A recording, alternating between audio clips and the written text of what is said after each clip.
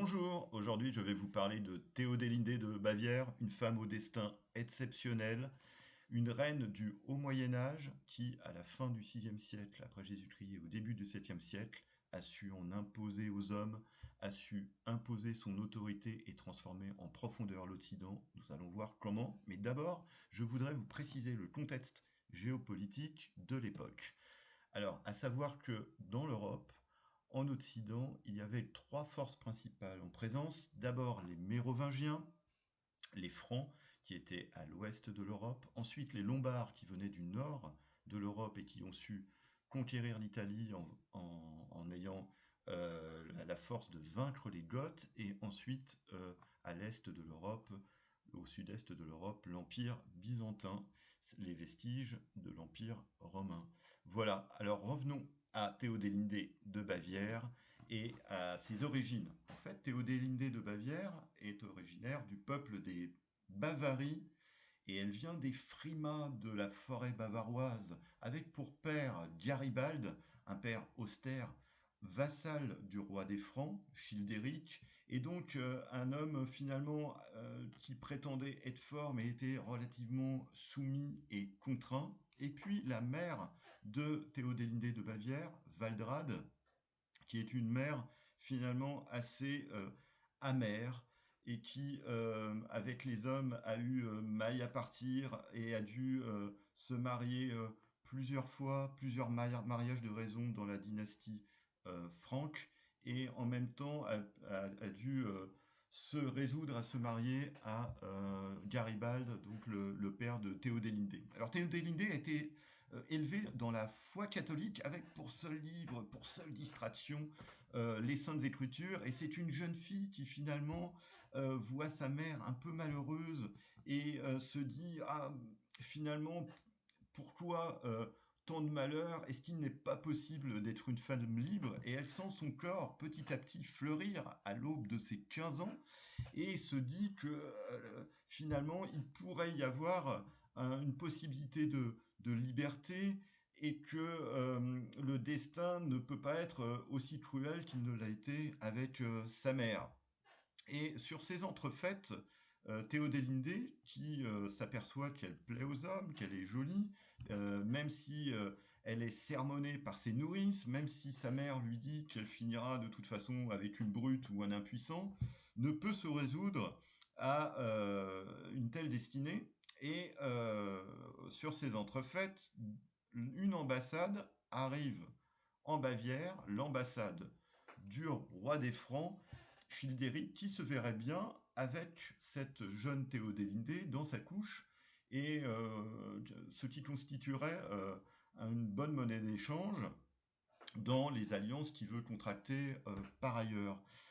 Mais il y a également une autre ambassade qui par la suite viendra quérir les faveurs de cette jeune Théodélindé, qui là a 16 ans, c'est l'ambassade des Lombards et du jeune roi Otharis. Et la jeune Théodélindé est alors sur son balcon accompagnée de sa nourrice, et elle voit cet homme puissant, ce guerrier, roi de Lombards, Otharis, jeune, blond, vigoureux, et elle se dit qu'elle se verrait bien plutôt avec cet homme-là plutôt qu'avec la brute de Childéric. Et elle imagine plein de choses dans ce sens, mais le roi des Lombards attend plusieurs jours en Bavière afin de pouvoir voir Théodélindé, mais le père Garibald n'y consent pas et hésite encore sur l'alliance à choisir, soit les Francs, soit les Lombards. Et finalement, le jeune Otharis s'impatiente et demande à sa troupe de repartir vers l'Italie, ce qui rend malheureuse notre jeune Théodélindé. Alors à ce moment-là, la mère de Théodélindé, Waldrade, va secrètement négocier avec son mari, Garibald, pour faire en sorte que ce soit Otharis qui soit choisi, et donc rendre heureuse finalement sa fille. Et au printemps, on voit la litière de Théodélindé cheminer lentement vers l'Italie, et la jeune femme allait épouser finalement en grandes noces Otharis, avec qui elle va être heureuse. Otharis qui va lui faire découvrir l'amour, Otharis qui va lui faire découvrir ce qu'est un guerrier à travers je dirais, sa propension à vouloir conquérir, unifier en Italie.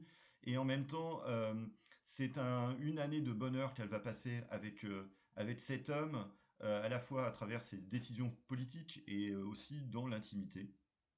Mais le destin semble parfois ne pas vouloir être une ligne droite et finalement l'homme ne va pas mourir au combat, mais Otharis va mourir malade d'atroces vomissements. C'est ainsi parfois que se terminait la vie au Moyen Âge.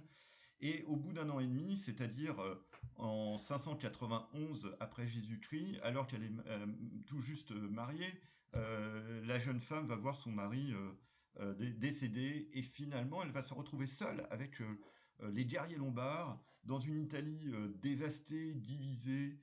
C'est le chaos là-bas et en même temps son peuple lombard, ses guerriers, ce qu'on appelait les Ermani, ne connaissent pas vraiment la langue et sont vraiment des étrangers sur leur propre territoire et elle se sent faible, elle se sent en danger, mais elle décide qu'un homme pourra l'aider à vaincre tous ses périls, c'est un fidèle de Otharis, à savoir Agilulf, qui finalement a l'air fiable et valeureux, et même si Agilulf n'est pas un guerrier de la couche nuptiale, on va dire ça comme ça, c'est finalement un homme loyal, honnête, et qui va lui obéir. Et c'est à ce moment-là que la jeune reine Théodélindé va prendre, on va dire, de la force, de l'assurance. Finalement, elle a été désignée reine par son peuple selon la coutume lombarde, et c'est elle qui a pu choisir donc Agilulf en tant que roi.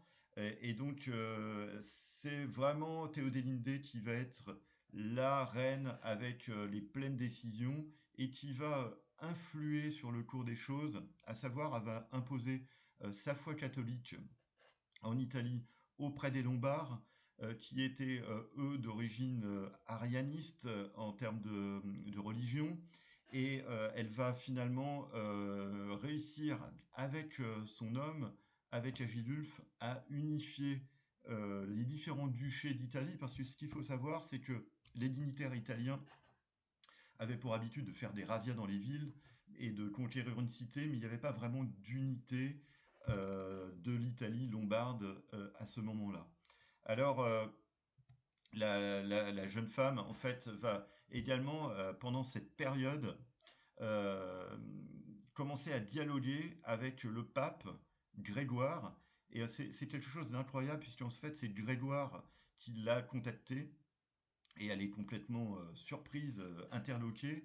Mais finalement, Grégoire a entendu parler de cette reine et un dialogue va s'instaurer entre la jeune reine qui a besoin finalement d'un père spirituel, qui va être ce Grégoire le Grand, qui a une destinée quelque part unique, puisque c'est un pape qui ne voulait pas être pape et qui était préfet à Rome, qui avait déjà 50 ans, qui se sentait vieux, rongé par la maladie, et qui finalement va être poussé à la papauté par ses pairs, et qui finalement sera un des papes les plus influents de l'histoire, et qui va restaurer une autorité catholique dans tout l'ouest de l'Europe, et qui va donc avoir une entente forte avec Théodélindé. Alors Théodélindé va avoir un enfant, un jeune enfant qui, euh, dès ses 2 ou 3 ans, va être baptisé. Mais en fait, petit à petit, cet enfant va, à qui elle promet une destinée royale, va s'avérer complètement tétanisé par l'enjeu et finalement va euh, complètement déraillé, on peut dire les choses ainsi, crise de larmes, crise d'angoisse, folie, et finalement, alors qu'il est à l'adolescence, il va finalement disparaître, et c'est comment dire, un des ducs euh, en Italie, lombard, qui s'appelle Arioald, qui va prendre sa place. La reine Théodélindé va être destituée.